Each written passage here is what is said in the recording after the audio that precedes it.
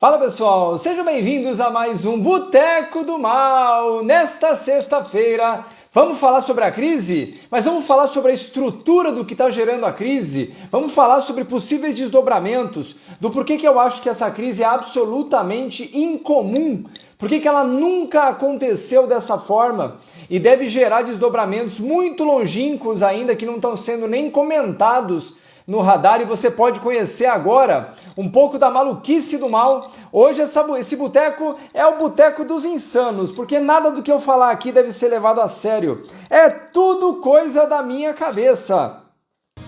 Bom, essa semana, né, a gente teve a confirmação de algo que eu já imaginava que ia acontecer desde novembro, dezembro do ano passado, quando eu falei que eu encerrei as minhas posições. Falei ao vivo aqui no Boteco, falei em um monte de lugar que eu participei. Um pouco antes do Natal, as posições que eu comprei no fundo do Covid, em abril e maio de 2020, eu encerrei em dezembro de 2021, porque realmente achava que a coisa estava muito estranha, muito estranha. As perspectivas de juros em alta nos Estados Unidos, inflação querendo perder o controle, preços dos ativos ridiculamente altos, algumas empresas triplicaram, quadruplicaram de valor em questão de 1 ano e meio, e eu não estava nem um pouco confortável com isso. Literalmente fui ao caixa e peguei meu dinheiro, passa para cá o meu, porque honestamente não quero devolver, né? E na época paguei de maluco, então esse cara é idiota, né? Assim como foi em 2019, quando eu fechei minhas posições entre abril e maio de 2019, e o mercado bateu de novo. Eu sou sempre o maluco da história. Eu tô começando a achar que ser maluco é bom, entendeu? Eu tô começando a achar que ser maluco é bom.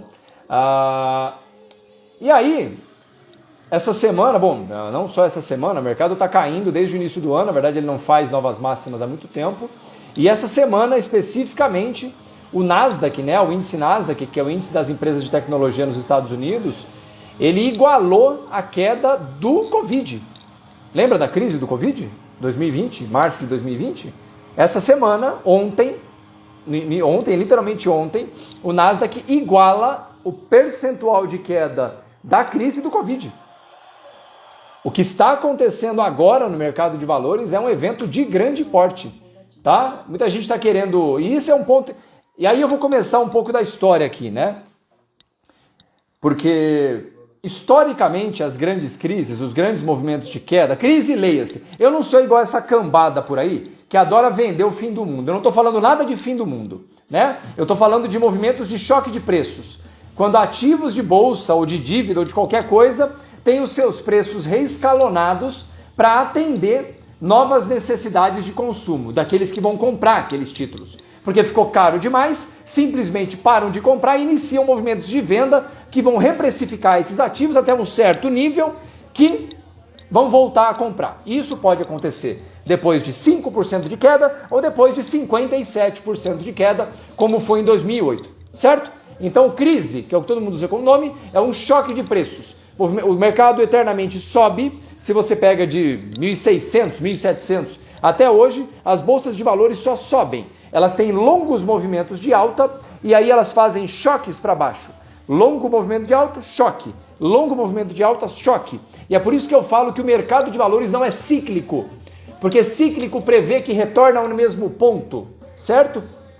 Quando a gente fala em choques, a gente prevê que os preços estão subindo, haverá uma correção abrupta dos preços e com uma retomada, né, do movimento de alta. Pronto? Quando eu falo crise, portanto, eu não estou falando em fim do capitalismo, eu não estou falando em fim do mundo, em colapso ou em qualquer bobagem que se fala sobre o tema. Correto? Só para a gente já deixar isso bem claro, porque eu não sou... De novo, desde que a Bolsa de Valores, os negócios em mercados organizados existem, pelo menos desde o final do século XVII, todas as crises, todas foram superadas. Todas. Só no século XX a gente teve 2 guerras mundiais, uma grande peste, a gripe espanhola em 1921, a gente teve a Guerra Fria, o advento da bomba nuclear, a Segunda-feira Negra em 87, a crise da Rússia, fim do superciclo do Japão, crise do petróleo, crise dos tigres asiáticos, fim de Bretton Woods, tudo que teve de grande importe, tudo, certo? Estamos aqui. Passamos por coisa ridiculamente mais grave do que o que está acontecendo agora. Sim, é verdade, incomparavelmente mais grave. E cá estamos. Então, eu estou colocando isso bem claramente desde o início, porque especialmente você que está me acompanhando e que não conhece muito o mercado de valores, muita gente por aí gosta de ganhar like, vender clique ou qualquer coisa assim, em cima de discursos ufanistas ou catastrofistas. Eu não vou fazer isso. Não faço nem hoje e nem nunca. Porém, uma das características, você sabe me dizer qual que é uma das primeiras fases? Lembrando, o ciclo da economia, o ciclo econômico, ele tem um movimento de alta e depois ele começa no movimento de baixa. Você sabe me dizer qual que é um dos primeiros, não exatamente dos primeiros, no meio da curva, quando ele já passou do início da queda, chegou perto do meio do movimento de queda. Você sabe qual é o nome dessa etapa normalmente? Ela tem um nome, ou na verdade uma característica que distingue essa fase do ciclo, que as pessoas têm com relação ao ciclo. Você sabe me dizer? Quem aqui que me adivinha? Né? O início é pelo... Não, o pânico, Cristiano, é lá embaixo. O pânico é uma das últimas fases do ciclo econômico. Capitulação, também conhecida como capitulação. Não, tem um outro nome. Tem um outro nome. Você sabe dizer, não? Não é capitulação, é outra coisa. Isso, Ale! Mandou bem, Ale. Mandou bem, mandou bem. Negação. É o estágio de negação. Se você pergunta para as pessoas, não tem nada acontecendo. Não, não tem nada. Isso aí, obrigado, viu? Mandaram bem. Já acertou na lata aí, ó. Não tem nada acontecendo. Não. Isso aí, cara, isso aí é passageiro, né? Tirando o motorista e o cobrador, tudo é passageiro. Entendeu? É. E é mais ou menos o que a gente está passando agora. Tá todo mundo dando aquela, né? Ah não, Maurício, ó, caiu 30%, a Amazon caiu mais de 40%, né? Facebook caiu 50%, uma porrada de empresa já caiu 70%, PayPal caiu 70%, né? Mercado Livre está perto disso. Uma porrada. No Brasil, então, Nossa Senhora, né? No mercado no Brasil está um espetáculo, muitas empresas aí. Então o mercado começa, primeiro, a fase inicial de queda mesmo é uma queda simples. Quando essa queda começa a ficar num tom mais grave, as pessoas começam a entrar em negação. Não tem crise, não existe crise. E aí, por último, quando chega no final, entra em pânico. E o último de todos é a capitulação, que a gente chama, quando os caras literalmente entregam os pontos na mínima e o mercado vira, né? Vira para alta. Beleza. Isso é um ponto interessante que a gente está discutindo há tempos aqui, né? Tá bom. Eu vou tentar conversar com vocês agora um pouco da estrutura mais ou menos de como funciona qualquer crise, do ponto de vista do mercado, tá? Não importa o que gera a crise, no mercado de valores eles têm uma forma bastante comum de funcionar, todos os ciclos. Normalmente, quando o mercado está num ciclo de alta, que no mercado atual começou em 2016, no globo inteiro, nos Estados Unidos não. Nos Estados Unidos começou em 2009, porque não houve a crise de 2015, 2016, que o Brasil, Petrobras chegou a R$4, no mundo inteiro teve quedas acima de 20% nas bolsas, né? Só os Estados Unidos não tiveram. Então, nos Estados Unidos, esse ciclo vem desde o meio do segundo trimestre de 2009 e no mundo inteiro desde o início de 2016, mais ou menos, tá? Então é isso. Nós estamos falando de um ciclo de 6 anos, mais ou menos. Beleza. Dentro da característica normal do ciclo, quando o mercado está subindo, quer dizer que as pessoas estão se tornando mais otimistas, provavelmente a economia está com muita energia para ser gasta, porque o ciclo anterior ao ser contido, ele guarda energia, né? Para impulsionamento, através de crédito e muitas outras formas, e inicia-se um processo de alta. De tudo, as pessoas voltam a consumir. Consumir o que, Maurício? Tudo. Compra um carro, compra liquidificador, vai viajar, comprar roupa, troca de casa, troca de, né? Faz faculdade, manda o filho para viajar para fora, compra óculos, o que for. Dentro de um ciclo econômico que acelera, a economia inteira acelera, certo? Quando isso acontece, o que acontece com as empresas que vendem os produtos de consumo? Qualquer uma. O que é que acontece com qualquer empresa, qualquer lei? Você sempre vai ter uma ou outra lá que vai fazer cagada e vai ficar pelo caminho. Mas na média, o que é que acontece com as empresas ao longo desse processo de alta? O que elas... Com a Volkswagen, com a, sei lá, com a Brastemp, que vende as... O que acontece com elas, de forma geral?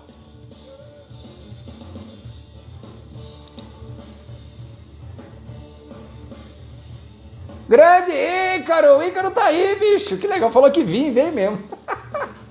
Isso aí, conheço isso aí desde que... Ixi, isso aí desde a época que ele pesava mais de 120 quilos, deixando o saco, hein, Ícaro?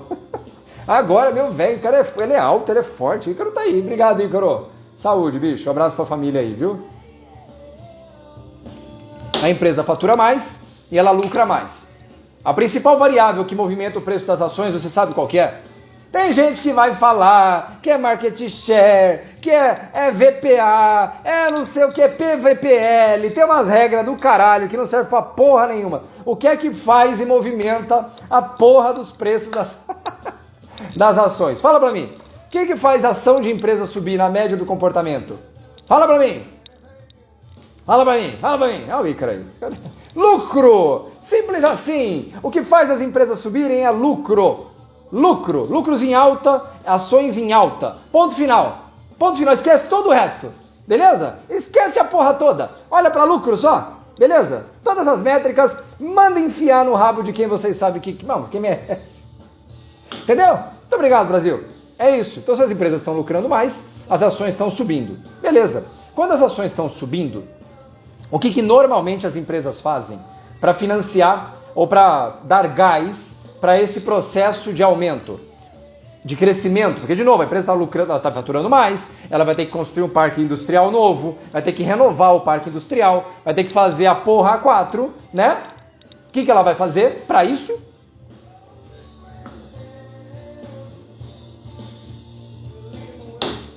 Ela e todo mundo. O cara que compra carro, o cara que compra casa, o cara que faz qualquer coisa, vai botar o filho na faculdade, o que é que ele faz? Igualzinho às empresas, toma dívida. Exatamente, ele toma dívida. E isso é natural do ciclo de expansão econômica. Aumento do preço dos ativos, das ações, acompanhado de um aumento do crédito circulante. Correto? Em qualquer lugar do mundo e em qualquer ciclo de alta da história da economia, moderna pelo menos. Tá certo? Aumento do crédito seguido por aumento das ações. Beleza. E dessa vez não foi diferente. Vamos dar uma olhada aqui? Eu vou dar um zoom aqui no negócio aqui para vocês poderem ver, tá? Ó. Vamos lá. Aqui, ó, para quem não sabe, é o Bloomberg. Eu tenho o Bloomberg aí, cara. Eu tenho o Bloomberg, velho, agora, entendeu? Lembra nós lá tomando cerveja na loja de conveniência? Aqui nós temos até Bloomberg hoje. Isso aqui, ó, é o ciclo de alta, tá? Do market cap global de ações, tá? Do mundo inteiro. No fundo do Covid, o mercado inteiro global valia 61,5 trilhões de dólares, tá? 61,5 trilhões de dólares, somando-se todos os mercados de ações do mundo, correto? Ok. Vamos lá. E aí, nós vamos subindo. Quando finalmente a gente chega aqui, ó, no final de 2021, em novembro, a 122 trilhões de dólares. 122 trilhões. Resumo da ópera: o mercado de ações global dobrou de tamanho de março de 2020 a novembro de 2021. Mas vamos arredondar a conta, 1 ano e meio, né? O mercado dobrou de tamanho, certo? Beleza. Vamos dar uma olhada no mercado de dívidas? A gente consegue olhar também. Espera aí que eu vou fazer o zoom aqui. Espera aí, vamos olhar.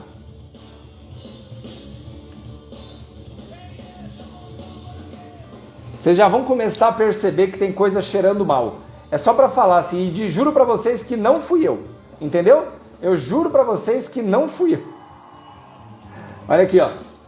Isso aqui é um índice de agregado de dívida de empresas que a gente chama de corporate, chama investment grade, ou seja, só empresas de nível muito alto, de qualidade alta de crédito. Isso aqui é o Covid, pouco antes, olha que curioso, né? Pouco antes do Covid, houve uma explosão, isso aqui foi em fevereiro, tá? de 2020. Lembrando que o lockdown nos Estados Unidos só acontece no início de março. Por algum motivo incomum, houve uma explosão na concessão de crédito antes. E depois ele cai, né? Chega num nível de... Esse aqui não é um valor, tá? É só um número, 490. E aí vai subindo, subindo, subindo, subindo. E em janeiro de 2021, porque lembrando, o primeiro número ali é o mês, tá? Nos Estados Unidos é diferente. Chegamos a 559 e a partir dali o movimento já acontece o movimento contrário, né? Há uma queda nas dívidas globais. Mas ainda no nível normal, certo?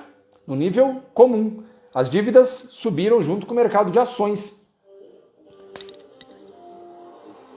Ou seja, o ciclo do Covid não tem nada de novo. Nada de novo, certo? Errado. E bem errado. Teve uma série de problemas no ciclo do Covid. E agora eu vou tentar explicar isso para vocês de uma forma bem clara, tá? E aí vocês vão ver onde eu vou chegar. Eu prometo que eu vou chegar num lugar que vocês não ouvirem em lugar nenhum. Você segura aí. Vamos lá? Bom, eu estava falando para vocês sobre o efeito do mercado, né? Que o ciclo de alta, tudo lindo. E detalhe, o que o ciclo de alta produz mais do que qualquer outra máquina inventada pelo ser humano? Você sabe? Diz pra mim. O que é que um ciclo de ações de alta, ciclo de alta no mercado de ações, gera mais do que qualquer máquina conhecida pelo ser humano? E para as 400 e lá vai fumaça que estão aqui, não me segue aqui ainda, ó. Vai no meu nome aqui em cima, clica ali e vem com a gente aqui, me segue. Não precisa nem sair da live. Ai, meu filho, meu pai tá aí, ó. Dinheiro, euforia? Não! Errou todas. Inflação? Não! Tem um negócio que o ciclo de alta só ele gera mais que todo mundo. Dívida? Quase. Mas... Isso, Alan, mandou bem. Gênios! O ciclo de alta é o maior produtor de gênios com J do universo. Porque todo mundo que opera no ciclo de alta, você pode ser o maior palerma que a humanidade já formou. O que quer que seja que você comprar, sobe. Então, você... Muito obrigado, ela está participando aqui. Você é o maior criador de gênios do universo. Todo mundo fica cheio de certeza de que é o cara mais pica das galáxias. Entendeu? É isso. E aí vem o que acontece agora. Então é muito bom lembrar que esse movimento de alta da economia é um movimento de estabilidade, certo? Movimentos de estabilidade, por natureza, geram instabilidade.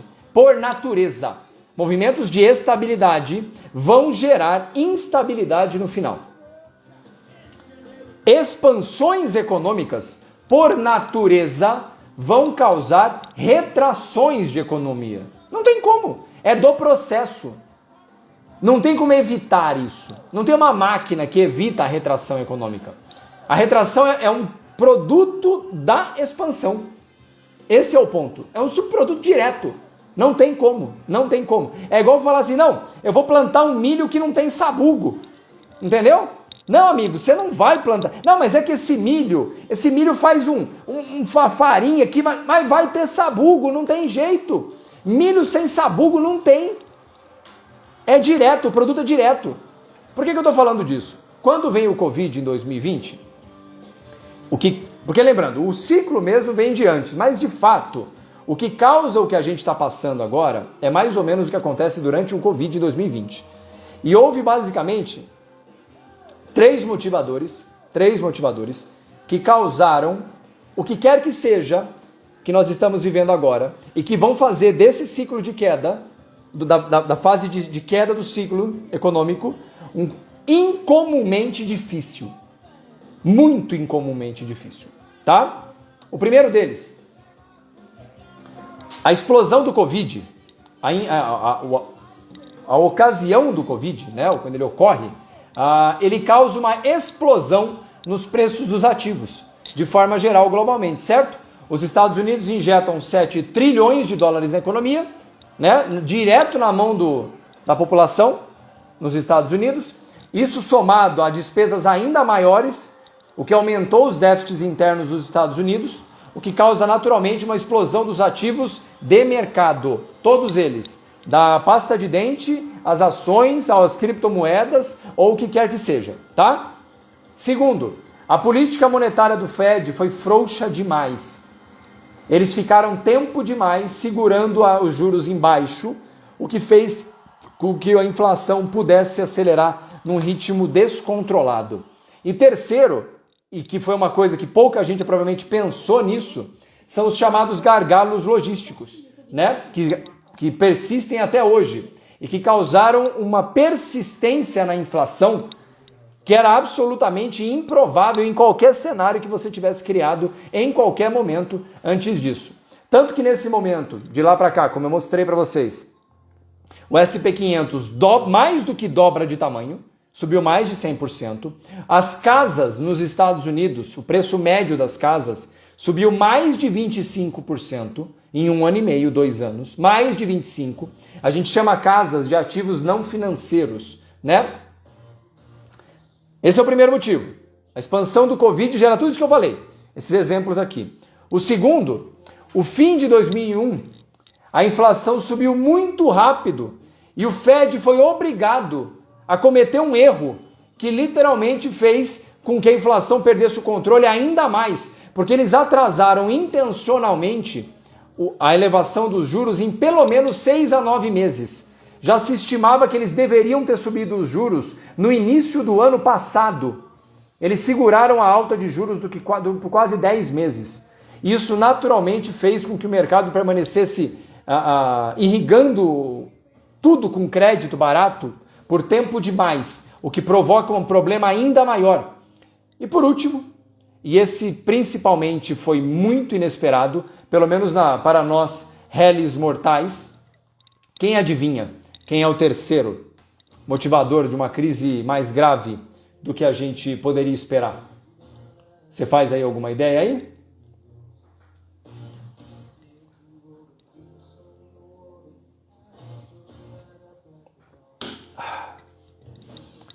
Meu amigo, teve um rapaz, é um galego, a guerra na Ucrânia. A guerra da Ucrânia não poderia ter vindo em momento pior para os Estados Unidos nesse momento. Assim, nesse ponto de vista. Não poderia ter vindo em tempo pior. Por quê? Porque causa uma persistência e uma piora na situação dos preços e da situação logística inteira para todo mundo que está envolvido. Então, a Rússia... Há quem diga que foi de propósito. Eu não sei se isso é verdade, né? Joga os Estados Unidos numa situação ainda pior. Porque o que acontece? Para que vocês que não sabem, quanto mais rapidamente um banco central eleva os juros, maior a chance dele jogar a economia numa recessão. Portanto, um processo de alta mais paulatina faz com que o processo de recessão possa ser controlado. E é bom lembrar que os juros nos Estados Unidos estavam em 0,25. Ficaram durante 0,25 durante muitos anos, inclusive, né? Então, 0,20... Se você dá um... Pá! Você provoca uma reação. E só para dar um exemplo, a primeira alta do Fed foi 0,5%, vocês viram agora aí, né? Deu 0,75, depois agora estão pensando até em 0,75 para a próxima. É uma das mais fortes altas da história do Fed. Pelo menos nos últimos 25 anos. Entendeu? Que é a época da economia que mais importa. Então, o que acontece? Com esse retardamento provocado, inclusive, e quando vem a invasão da Rússia no início de março, o Fed tem que segurar ainda mais o processo, porque a recessão interna era quase uma obrigação nesse momento já. Bom, ok, eu dei um retrato geral, você entendeu como funciona a média da crise para as 470 pessoas ao vivo. Vamos falar agora do que pode gerar problemas com relação a isso? Vamos lá. Eu falei das dívidas, né? Do ponto de vista do mercado, pessoa física e nada dá na mesma. Tá? Não, mas é que eu tenho, Maurício, eu tenho um primo. Cara, ele é muito rico. Ele tem 20 milhões de reais. Ele tem 30 milhões de reais. Ele não é nada. Nada. Absolutamente nada. Tá? E ele é nada em lugar nenhum do mundo. Nem no Brasil. do ponto de vista de operações de juros, de dívida. Só para te dar um número, o Brasil tem hoje mais ou menos 5,2 trilhões de reais em dívida. Trilhões, com T. O Brasil, tá? 5 trilhões de reais em barras de ouro. Não, não é barras de ouro porque o Brasil não tem barras de ouro. Quase não tem, né? É isso. Então, pessoas físicas basicamente não importam no mercado. Do ponto de vista global, você pensa em qualquer país, qualquer um, não importa qual. Qual que é o maior mercado desse país? Você sabe dizer? Diz pra mim. Ah, Maurício, eu tô falando de Luxemburgo. Eu tô falando da Áustria. Qualquer país. Dentro do país, qual que é o maior mercado que existe? Qual que é o maior mercado que existe? Diz pra mim. Ô Diego, obrigado pelo selo aí, bicho. Eu não sei nem como é que eu pego esse selo aí. Eu tenho um monte lá que eu não sei como é que eu tiro esse dinheiro, mas tá lá. Juros. Juros. O maior mercado do mundo é o mercado de juros, mercado de dívida, dívida soberana. E depois vem o mercado de dívida privada. Dívida soberana são dívida dos governos federais, tá? Soberana porque eles emitem moeda, né? E depois os mercados de dívida privada, tá bom?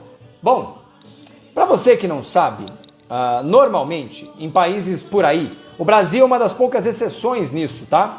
A maior parte dos países, Estados Unidos, basicamente toda a Europa, o Japão, 90% dos títulos emitidos de dívida, 90% deles, a gente fala de títulos que pagam juros semestrais. Ou seja, existe um negócio que chama par.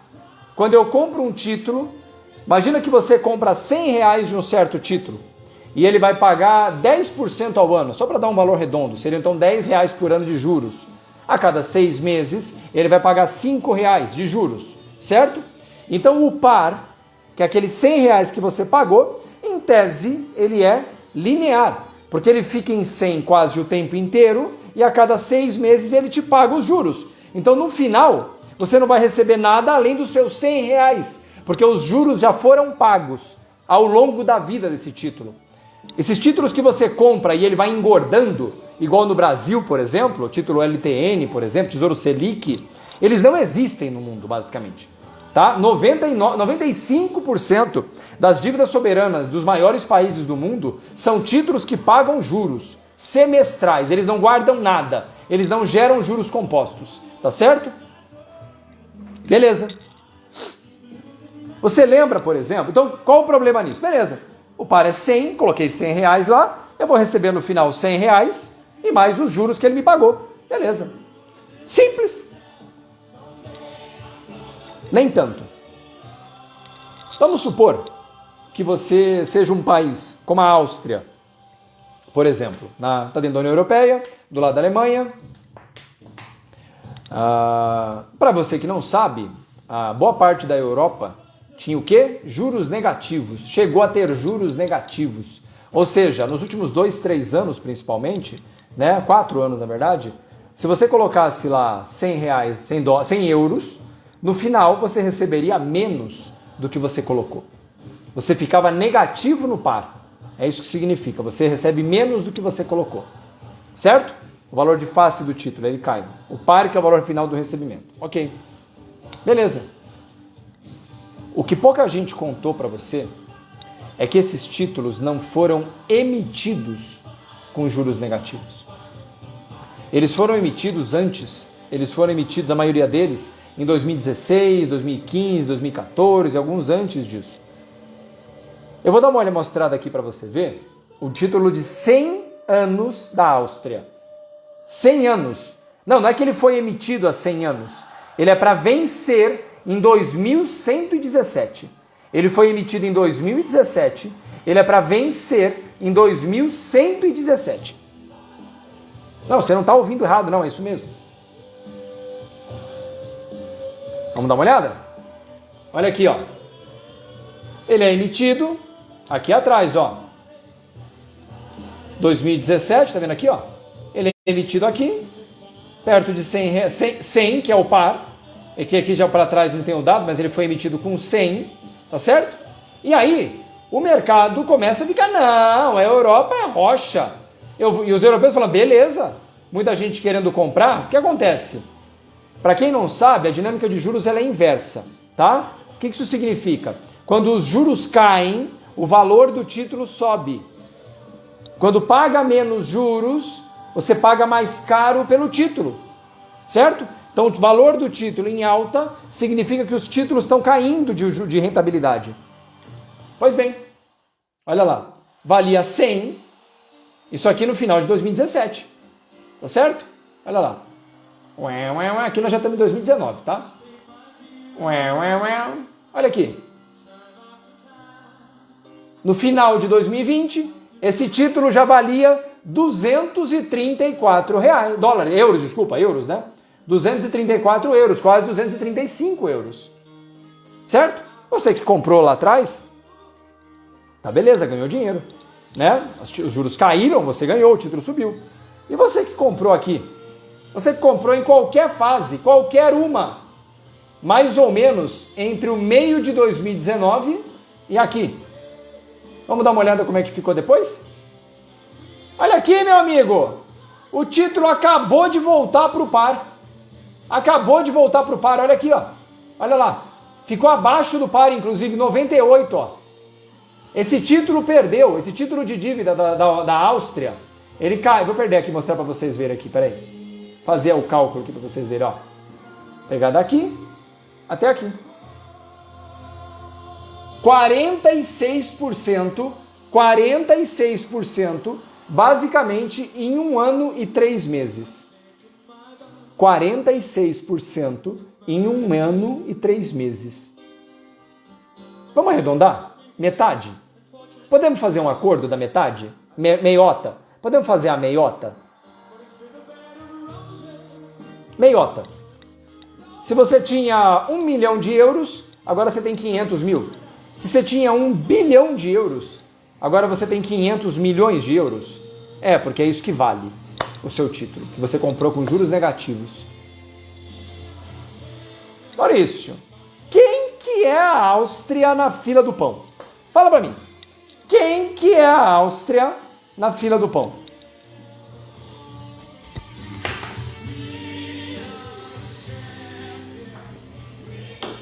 Tá bom, meu amigo, você não quer falar da Áustria? Tá bom, eu não vou falar da Áustria. Então eu vou falar da Alemanha. Pode ser da Alemanha? Da Alemanha tá legal. Da Alemanha tá legal? Hã? Hã? Tá legal? Vamos falar da Alemanha então? A Alemanha não é pequena, certo? Beleza. Opa, botão errado, desculpe. Vamos lá. Título da Alemanha com vencimento em 2048. Tá certo? Um título de 26 anos. Olha lá. No lançamento dele ali, ó, em torno de 100 euros, que é o par, que é 100 euros. Oscila para lá e para cá. 2019. Opa. Chegou a valer 146 euros no início de 2020, lá na crise, lá no lockdown. E esse valor persistiu até mais ou menos aqui, ó, que é no dia 15, cadê? 11 de dezembro de 2020, até o final de 2020. De lá para cá, opa! Voltou para 100? Voltou para o par? Opa, não, mas aí, peraí, Maurício, isso aí tá tudo errado. Vamos ver quanto é que isso aqui perdeu. Vamos ver a matemática aqui. Vamos ver a matemática, que a matemática não mente. Você perdeu 16%? Hã? Hein? Hã? Hã? Ah, entendi. Desculpa, não, 16 não. 30. Desculpa, pessoal. 30, tá aqui, ó. Pô, tô vendo a letra ali do lado aqui, ó. 30,9 aqui, ó. 30%? Na Alemanha? Hã? Na Alemanha você perdeu 30? Você tinha 1 bilhão de euros. Você tem 700 milhões agora? Tô entendendo. Agora vem a parte boa. Estamos chegando na parte boa. Vocês fazem ideia de quanto dinheiro desapareceu até agora, de títulos que estavam em dinheiro que estava em títulos de juros negativos? Vocês fazem ideia? Você tá sentado? Tá sentado ou não? Tá? Não, diz pra mim se você tá sentado, porque senão eu vou ficar bravo. Tá? Fala pra mim. Você faz ideia? Hã? Então segura. Porque eu não queria ser o cara das más notícias, né? Mas eu vou ter que ser, né? Sabe como são as coisas? A gente promete não falar essas coisas pras crianças, porque elas ficam nervosas, entendeu? Ó, isso aqui é um agregado de títulos de dívida somente que tinham yield negativo, taxa de juros negativa. Veja que lá em 2015, ó, era 1,7 trilhão de dólares, tá? Desculpa, aqui, ó, no meio de 2015. Tá bom? Rapidamente subiu. Ficou nesse patamar aqui, em torno de 7 trilhões, aqui é 2018, chegou em dezembro de 2020, chegou a 18 trilhões de dólares. São 18 trilhões de dólares em títulos que estão pagando juros negativos.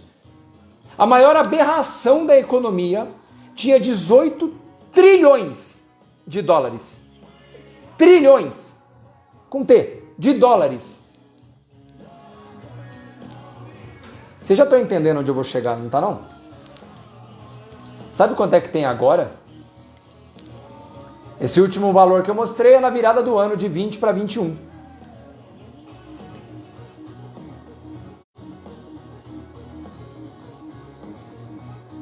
$2,7 trilhões de dólares. 2,7 trilhões de dólares. Vamos arredondar a conta aqui? 85% de queda. Resumindo a história, 16 trilhões de dólares desapareceram. Viraram pum. 16 trilhões de dólares. Viraram pum. Existia em final de 2020, não existe mais.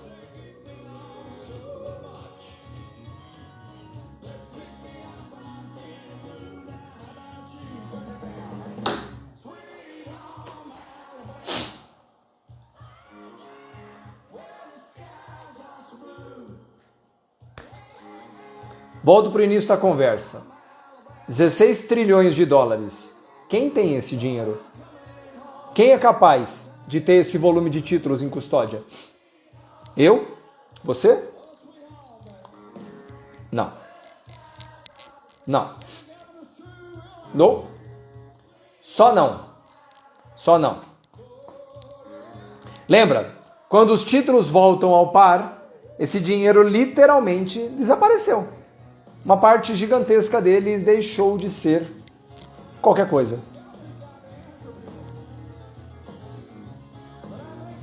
Primeira pergunta, e eu vou guardar essa pergunta para uma resposta mais no final. 16 trilhões de dólares podem simplesmente desaparecer sem causar danos? 16 trilhões de dólares podem desaparecer sem causar danos? Só para dar um exemplo para você, os dois maiores fundos do mundo, Vanguard, BlackRock na verdade, e o Vanguard. BlackRock 9 trilhões, Vanguard 7 trilhões. Você junta os dois maiores fundos do mundo. É como se eles tivessem deixado de existir. É como se eles tivessem deixado de existir. Em 1 ano e meio. Os dois maiores fundos do mundo, soma os dois. Foi o que deixou de existir só em dívida com taxas negativas. Só em dívida com taxas negativas.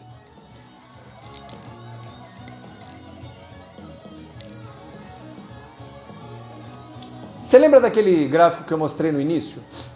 Do agregado de ações, do valor total de ações? Vamos dar uma olhada como é que ele está agora?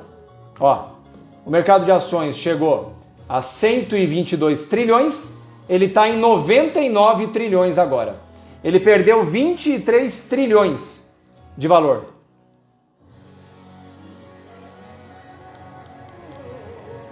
$23 no mercado de ação. 16 nos títulos de dívida com taxas negativas.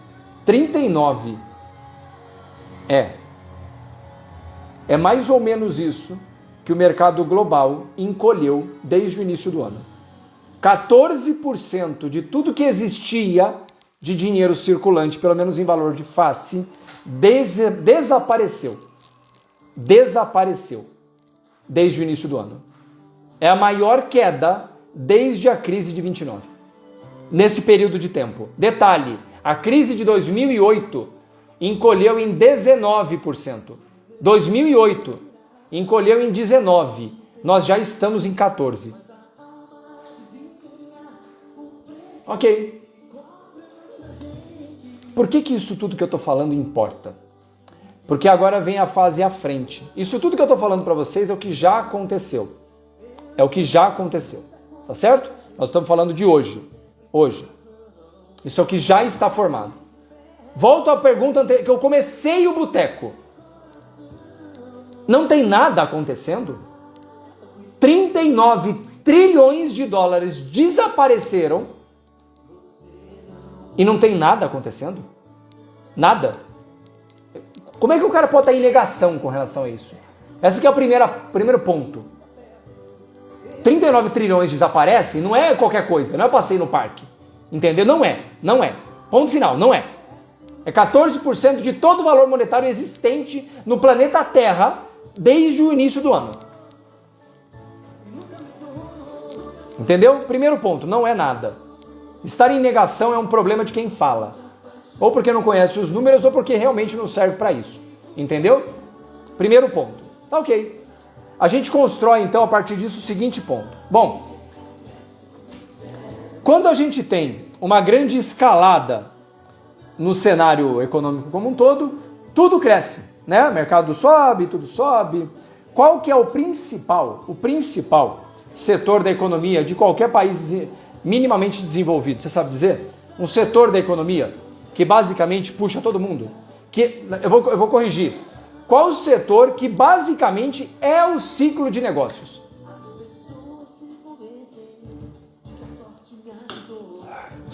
Qual que é? O setor da economia que é o ciclo de negócios. Não é que ele faz parte, ele é o ciclo de negócios. Na minha opinião, claro. Qual que é? Isso aí, ô Senna. Habitação. Construção. O setor de habitação é a grande locomotiva de qualquer economia. No Brasil, nos Estados Unidos, na Europa ou em qualquer lugar. O setor de habitação, num setor realmente, de um país realmente forte, ele é o que puxa todo mundo, né? Porque ele consome alimentos, ele consome minério, ele consome aço, consome produto acabado, consome mão de obra, consome serviços, consome tudo, intensivamente, durante muito tempo, consome crédito, pra caramba. Na verdade, movimenta a indústria de crédito quase que majoritariamente, entendeu? Tudo vem da indústria de crédito, certo? Também. Beleza. Por que isso importa? Te digo por que isso importa. Dentro de um ciclo que é naturalmente decrescente, um dos primeiros setores a ser atingido é o setor de habitação. Por quê? Quando existe o processo de elevação dos juros, todos os créditos na economia sobem para acompanhar o movimento de alta. Porque o banco, ao invés de financiar a sua casa, para ele é preferível emprestar dinheiro para o governo, que basicamente não tem risco, ou é o menor risco da economia, do que emprestar para você. Então, se os juros da economia, do fundo da economia geral, né, o juro básico da economia está subindo, todos os juros da economia vão subir juntos. Ponto final. Isso é inegociável, as mortgages, isso mesmo. Certo? Ok. Quando as mortgages sobem, o que acontece com o mercado de habitação, de forma geral? O que é que acontece com o mercado de habitação de forma geral? Quando as mortgages, no Brasil também, quando o Itaú começa a cobrar 13% ao ano para financiar uma casa própria, o que acontece com a venda de imóveis? Olha o que está acontecendo agora. Enquanto no ano passado o terreno estava subindo 10% ao mês, como é que funciona agora? É isso. O mercado naturalmente, inclusive a elevação de juros, vem para frear o sistema de habitação, porque ele é um dos maiores consumidores de tudo. e, portanto, é um dos maiores vetores de inflação. Ok. O que é que esse ciclo tem que é um problema enorme para o que vem à frente? O que é que esse ciclo tem que é um problema enorme para o que vem à frente? Porque lembrando, todos os ciclos econômicos são assim, desde sempre. É expansão, depois volta a subir, depois volta a cair, depois volta a subir, depois volta a cair. O que tem nesse de diferente? E que é muito diferente. Que só se compara, por exemplo, ao final dos anos 70, com a crise do petróleo. Isso, Felipe! Inflação. O mundo está vivendo o maior ciclo inflacionário desde a Segunda Guerra Mundial. A Itália está com juros, a inflação ao produtor na casa dos 45% ao ano. A Alemanha está com inflação ao produtor na casa dos 35% ao ano. Os Estados Unidos devem bater inflação ao produtor na casa dos 12 aos 15, porque lá é setorial.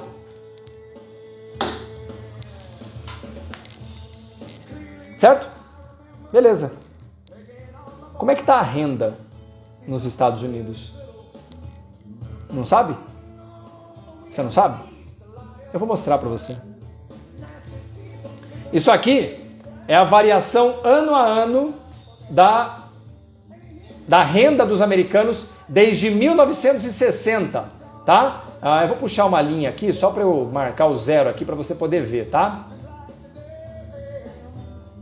Pronto, é só uma marca para referência. Essa linha branca é o zero. Qualquer coisa acima é crescimento, qualquer coisa abaixo é retração, tá? Então tá aqui, ó. Veja que aqui, ó, 1960, tá vendo? Ó? Assim, subindo, ó. Ou seja, renda subindo ano a ano, tá vendo? Ó? Todo ano com alta. Portanto, desde o final da Segunda Guerra até pelo menos o início dos anos 80, aqui, ó, tá vendo? Ó? A renda vem subindo numa média anual aí, ó, de 10%. 10% ao ano. Ao ano. Renda familiar de 10% ao ano de aumento. Quando começa os anos 80, né? Começa uma grande estagnação na economia americana, mas ainda estagnação perto do que vinha antes, né? Agora a renda estava subindo 6%. E aí vem a crise de 2001, que trouxe a renda dos americanos para zero, né? Mas que logo volta a subir. Vem a crise de 2008, que traz a renda dos americanos para cair 5,8% e volta a subir de novo. Vem o Covid, que joga, claro, lembrando, isso aqui é o chequinho, tá? Que durou um mês só. Olha onde está agora. Dados do mês passado.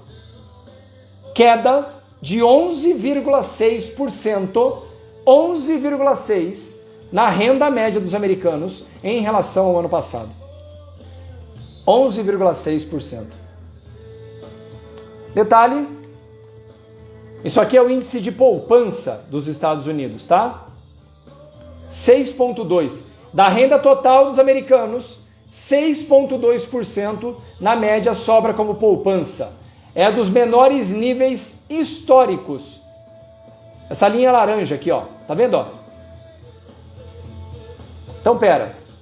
A economia está numa das maiores inflações dos últimos 100 anos. Certo? A renda está caindo. A economia globalmente está freando. Forte. Os juros americanos estão previstos para chegarem a 3,5% ao ano, talvez 4%. O maior nível desde 2006. 2006. Eles estão guardando menos dinheiro do que basicamente em qualquer fase de expansão econômica da história dos Estados Unidos, pelo menos desde a Segunda Guerra Mundial.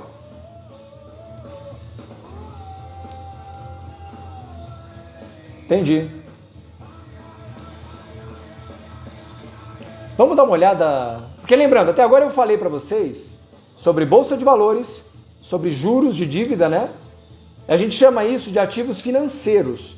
Eu tenho uma ação hoje, ela sobe, certo? Aí ela cai, mas ela é um ativo financeiro. Eu tenho um título de dívida do meu país, sei lá, da empresa, né? Ela sobe de valor, ela cai de valor, mas lá no final lá vai me pagar meus juros, tá tudo bem. Tudo bem, a gente chama de ativos financeiros. Você sabe dizer quando que a gente detecta que a economia de fato parou? De fato.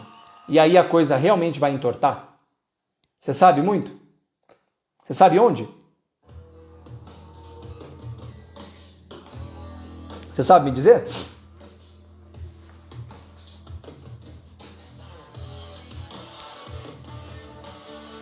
Tem um lugar. A gente chama eles de ativos não financeiros. O que são ativos não financeiros? São ativos transacionáveis, de alto valor agregado e que podem ser transformados em garantia financeira para colateralização de outros ativos. Você pode usar ele como garantia para outras coisas. Casa. Você pode usar a sua casa. Quando o preço dos imóveis começa a cair, porque vou dar só um exemplo. O cara tem uma hipoteca nos Estados Unidos cotada a 10% ao ano, sei lá, qualquer taxa, não importa quanto é. 6% ao ano, sei lá, não importa. Que seja. Vem um período agora como esse, bicudo. Economia parando, juros aumentando, o cara perde o emprego, ele perde a renda, como a gente viu. Aquela casa que ele tinha, ele já não consegue mais pagar. O que ele vai fazer? Ele vai ter que pegar uma outra casa, provavelmente de valor menor. E é uma taxa de financiamento mais alta. Ele vai comprar uma casa de valor menor com uma dívida maior. Só que isso, quando é feito numa economia como um todo, o que ela faz com o preço das casas de forma média? Quando existe um movimento de alta dos juros, o que normalmente acontece com o preço médio das casas? Você sabe dizer? Você sabe dizer?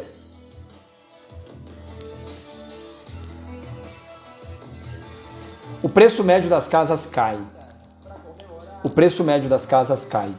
Eu vou mostrar aqui para vocês o gráfico desde 2000 da taxa de juros da hipoteca de 30 anos, da mortgage de 30 anos, tá? Ó, tá aqui, ó. Desde 2001, lá em 2001 a gente tinha taxas de perto de 7%, e ela sobe. Em 2012 ela chegou a 3,4%, aí ela vai para... Quanto foi aqui? 4,75 em 2018, colapsa aqui para perto de 2,9, né, no Covid, e agora ela está em 5,5, tá? Maior taxa de juros dos Estados Unidos para habitação desde 2008. Só coincidência, calma, fica calmo.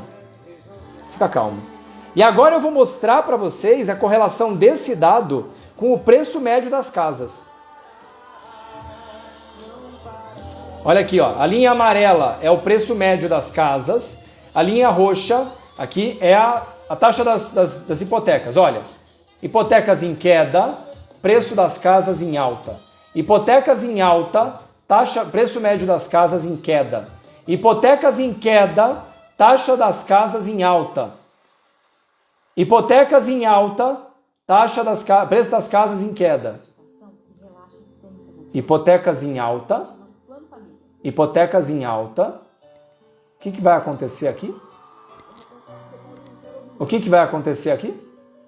Olha o nível da elevação da hipoteca. O que vocês acham que vai acontecer aqui?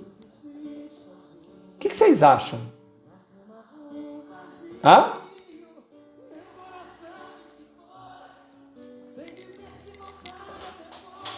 Eu falei que você não ia ver isso aqui em lugar nenhum, e lembra, para as 470 pessoas ao vivo, se você não me segue, clica aqui em cima no meu nome, abre aqui, vai lá e me seguir, não precisa nem sair da live. Tá gostando? Tira um print, olha lá.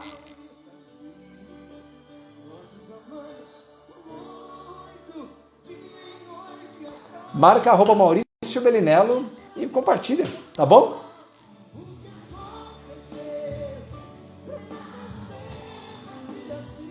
Vamos desenhar então? Para quem não entendeu, vamos desenhar?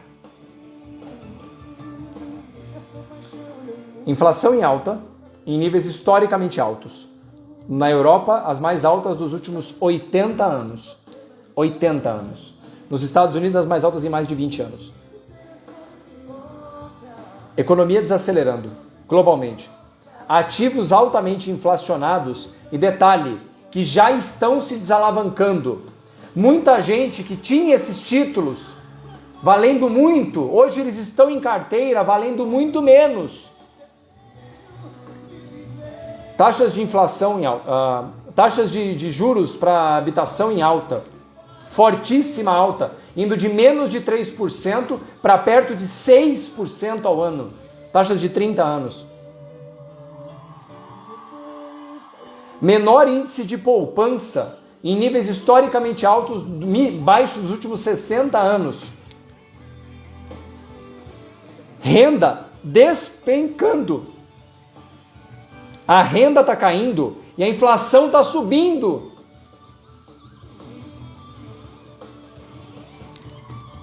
Deixa eu te explicar.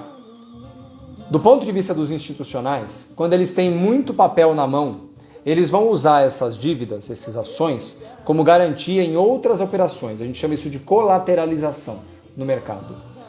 Se o cara tinha um ativo que valia 100, hoje ele tem um ativo que vale 86. Se fosse globalmente, porque todos os ativos do mundo caíram 14%. O que passa a acontecer daqui para frente é assim. O que não pode acontecer? Nenhum desses caras grandes pode ser chamado na margem. Não pode. Porque o ativo que eles usavam como colateralização não vai mais garantir as posições. E eles vão começar um movimento de vendas, mais ou menos como aconteceu em 2008. Segundo, achatamento da renda, tá? Destruição do poder de compra, seja por queda de renda, seja por inflação, seja por redução da atividade econômica, e no caso atual, o somatório desses três, redução da renda, diminuição da atividade econômica e aumento da inflação. Some-se a isso um cenário de operadores institucionais com problemas em ativos que literalmente estão subvalorizados e que podem, e a gente nunca vai saber, estar na corda bamba do que pode acontecer daqui para frente. O que vem daqui para frente é assim. O que eu acho que vai acontecer? Os próximos 18 a 24 meses vão ser incomumente difíceis. Por quê? Eu vou presumir que a situação na Ucrânia vai se resolver amanhã, e eu não acho que vai. Eu já acho que essa situação vai se estender para 2023, se você me perguntar. Eu acho que isso aqui vai se estender. Eu acho, sendo muito sincero, que isso vai se estender.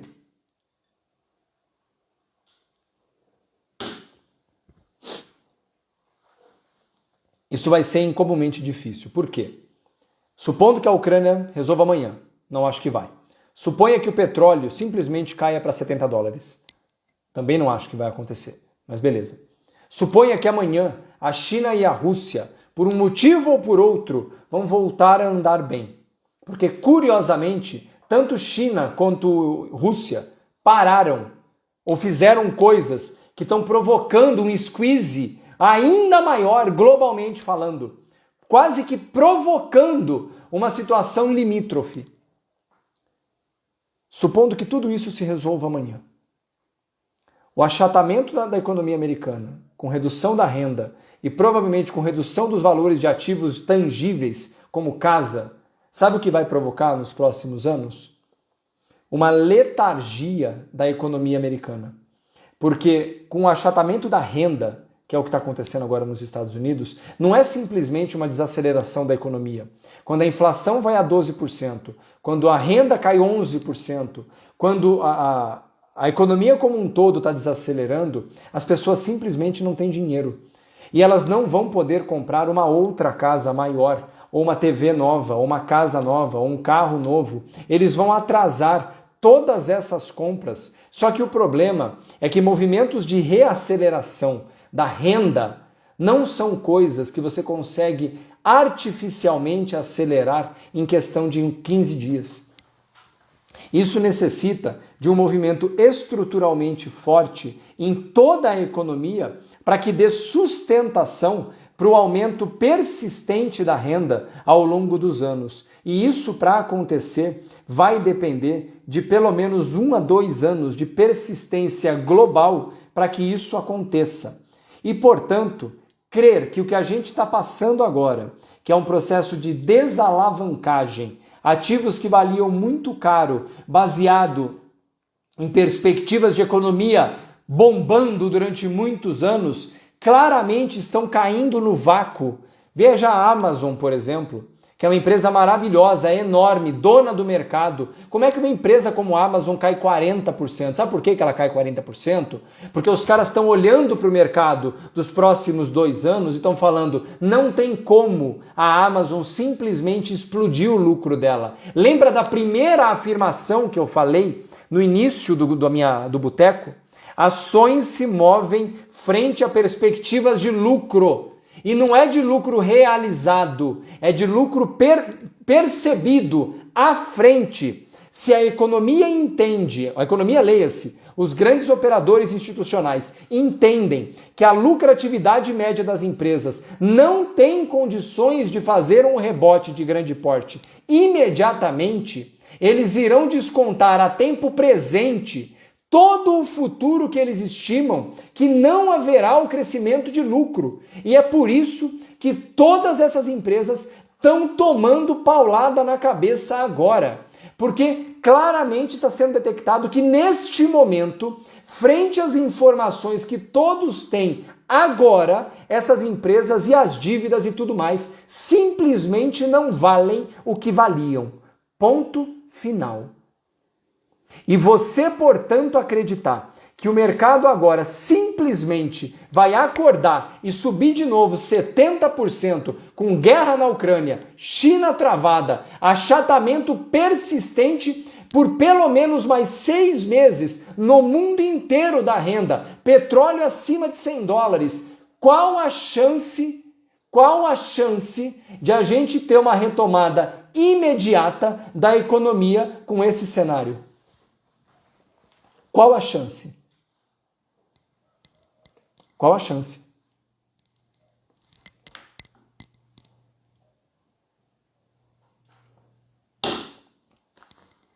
Mas isso elenca uma outra pergunta, que é a pergunta que eu acho muito importante que vocês entendam. O cenário não é bonito, assim como ele nunca é durante movimentos de queda da economia. Movimentos de retração da economia, eles nunca são bonitos. Eles nunca são bonitos. Eles são de aumento do desemprego, elevação da inflação, elevação do endividamento médio das famílias. O Brasil agora, para você ter uma ideia, tem cerca de 80% das famílias, perto de 80%, estão com dívida no cartão de crédito. Era em torno de 70%, ou seja, mais de 10% da população estão recorrendo para cartão de crédito como financiamento de dívida. Estou falando do caso do Brasil. Cerca de 20% das pessoas têm 5 ou mais cartões. Não tem como, a música parou mesmo, agora que eu vi aqui, pô, que sacanagem. Voltamos à programação normal. E voltamos já daquele jeito, hein? Ó, essa aqui é boa, hein? Ó.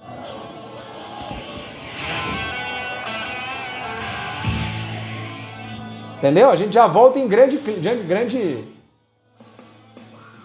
estilo. Ok. Portanto, porque assim, ó, querer que uma fase de retração da economia seja bonita é pedir para a fase do ciclo entregar o que ela não tem para entregar. Não tem. Mas eu volto de novo e eu construí o boteco desse jeito para você lembrar que eu falei isso antes. No século XX, 2 guerras mundiais, gripe espanhola, bomba nuclear, Guerra Fria, Bretton Woods, crise do petróleo, Segunda-feira Negra, crise final do superciclo do Japão, crise da Rússia, crise dos tigres asiáticos e cá estamos. Certo? Tivemos coisa incrivelmente pior. Incrivelmente pior. E voltamos. De todas elas. De cada uma delas. Nós voltamos. E nós voltaremos dessa. Amanhã, depois de amanhã ou daqui 2 anos, não sei. O que eu quero que você entenda? É só isso que eu quero de coração que você entenda, porque eu não vim aqui para fazer um cenário apocalíptico, eu vim aqui para te mostrar, te ensinar, pelo menos do meu jeito de crer, como você distinguir o quanto um sistema econômico pode ser rastreado. Você consegue rastrear o ciclo e se defender. Quando o mercado começa de dívida, olha aqui, Maurício é gênio. Não, é gênio, certeza que é gênio. Gênio é puta, não, gênio nada, velho. Cara, olha aqui, ó. Agregado de dívidas nos Estados Unidos, né, do mundo inteiro, na verdade. Olha aqui, ó. Deixa eu botar aqui. Tá vendo aqui, ó? Já estava alto. Aqui é final do ano passado, caindo. Agregado de dívida, claramente formando tendência de baixa. Mercado global de bolsa mesmo, né? Aqui, ó. Final do ano passado, travado no topo. Resumo da história. O mundo inteiro parou de comprar ações e está vendendo dívida. Parou de comprar ações e está vendendo dívida. Lembrando que dívida anda na frente. Títulos de dívida andam na frente do mercado acionário. Eu vou ficar comprado? Eu? Moar? Não. Com inflação disparada? Previsão de aumento de juros nos Estados Unidos? Eu vou ficar comprado? Não. O que eu sei é que um dia, esse volume de dívidas vai parar de cair. Esse mercado acionário global vai parar de cair. A inflação vai ser contida, eventualmente. Portanto, o que eu quero que você entenda é que ciclos econômicos existem para serem respeitados e seguidos. Jamais peitados. Não tenta peitar o trem com... Não vai parar o trem com o peito, não vai. Você não vai. Ciclos econômicos são pautados por serem repetitivos, limitados e potencialmente e igualmente danosos ou vantajosos. Portanto, tudo isso que eu estou desenhando para vocês, eu mostrei o porquê que esse ciclo, que é uma crise, não é igual a 2008, que não é igual a 2001, que não é igual a nenhuma outra. Porque cada uma das crises ou movimentos de realização tem as suas características específicas. E esse aqui não é diferente. Portanto, o meu recado para você é: não brigue com o ciclo. Não brigue. Ele vai cair até quando? Os títulos de dívida vão cair até quando? O mercado de casas, de preços de imóveis, vai cair até quando?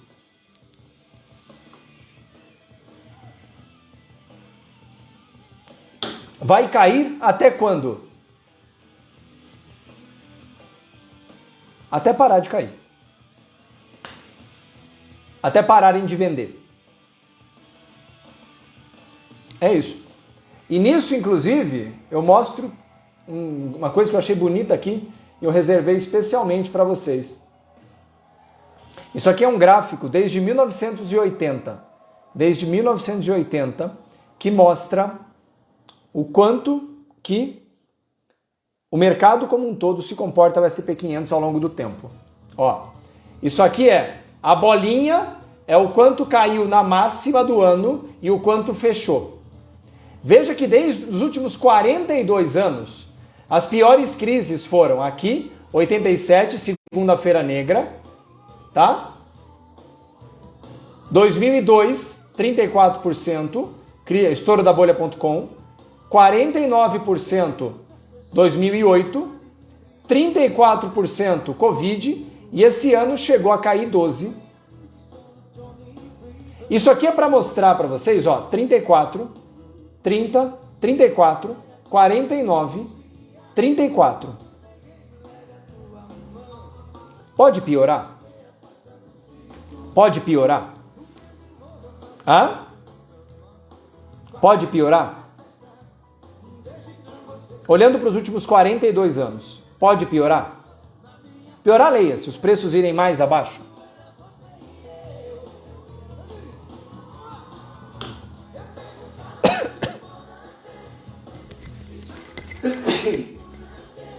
Sabe quando o uísque vai por trás assim, sobe no nariz? Ah, pode. Uma crise média de grande porte tem em torno dos 30, 35 de queda. O Nasdaq já chegou nisso, mas o Nasdaq é mais volátil.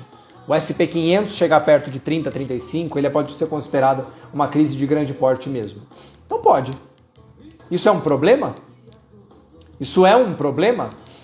Meu querido Adriano Brustolin, olha aí, ó. Que bom que você está aqui, Adriano. Isso é ruim?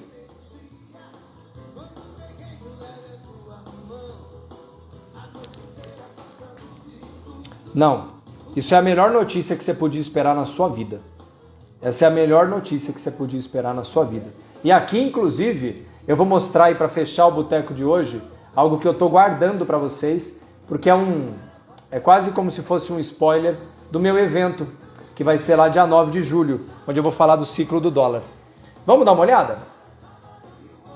Eu vou mostrar para vocês o ciclo do dólar, o preço do dólar globalmente desde nos últimos 20 anos, tá? Olha lá. Isso aqui, quanto mais alto, mais forte estão outras moedas. Quanto mais baixo, mais forte está o dólar, tá certo? Então veja, 2002, lembrando que aqui é o estouro da bolha.com, né? O dólar estava super valorizado, ele vai e sobe até 2008, quando o mundo está no topo, vem 2008, esfrega a cara do mercado e aí vai, e aí cai de novo até 2016, quando o dólar fica mais valorizado. Isso aqui é Petrobras a R$4, para vocês terem um exemplo. Chega aqui e aqui é onde ele está agora. Certo? Tá vendo aí? Então o dólar está nesse momento na mais alta cotação desde 2002, desde os últimos 20 anos. É a mais alta cotação do dólar desde os últimos 20 anos. Só que tem um cara que está dedurando ele. Quem é o cara que está dedurando ele? Adivinha? Será que vocês adivinham quem está dedurando ele? Não. Tem algum aí? Tem dedo duro aí? Tem.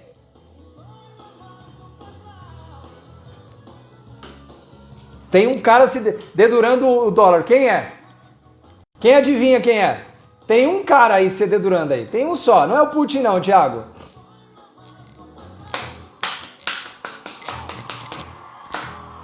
Não, não é o euro. Não. O duplo também não. O Brasil. Não, meu amigo. É outro. Isso! Aí, acertou. Petróleo. O petróleo está dedurando o dólar. Normalmente, em momentos em que o dólar está fraco, significa que o mundo está crescendo loucamente. Então eles não precisam tanto de dólar. As economias periféricas estão operando bem e, portanto, o dólar fica em baixa. Certo? O mundo não precisa de dólar, porque dólar é igual a medo. Quando o dólar está muito valorizado, quer dizer que o mundo está com muito medo. Então eles vão para o caixa. Vamos dar uma olhada no dólar contra o petróleo? Ó, o azul é o dólar, tá? O vermelho é o petróleo, olha aí, ó. Tá? Olha lá. Dólar se enfraquecendo, petróleo se fortalecendo. Isso aqui é 2008. A mais alta cotação do dólar na história, tá? Olha lá, vem a crise de 2008, o petróleo despenca, o dólar ganha força, né? E aí vai, tá vendo? Você vê que eles vão muito juntos aqui, ó. Você nunca viu isso na sua vida, tá? Olha lá, petróleo em queda, isso aqui é Petrobras a R$5, o dólar 4,20, vocês lembram 4,20 no Brasil? Culpa da Dilma? Não estou defendendo a Dilma, mas não. Tudo bem que ela não ajudou em nada, né? Mas de qualquer forma, não foi isolado, né? Petróleo em alta, dólar enfraquece. Opa! Opa!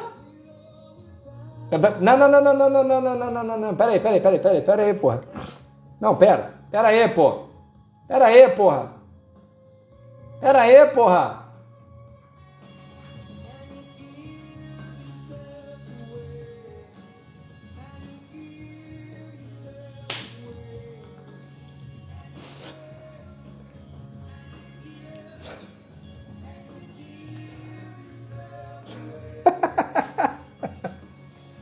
Para as 480 pessoas ao vivo. Não esquece do print, hein?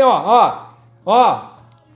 Vocês não viram isso em lugar nenhum, hein? Favorece quem cria conteúdo. Cria. Não copia. Cria. Favorece, hein?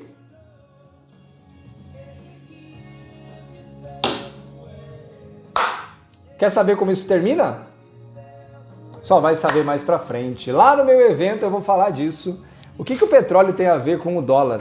O que será que vem daí?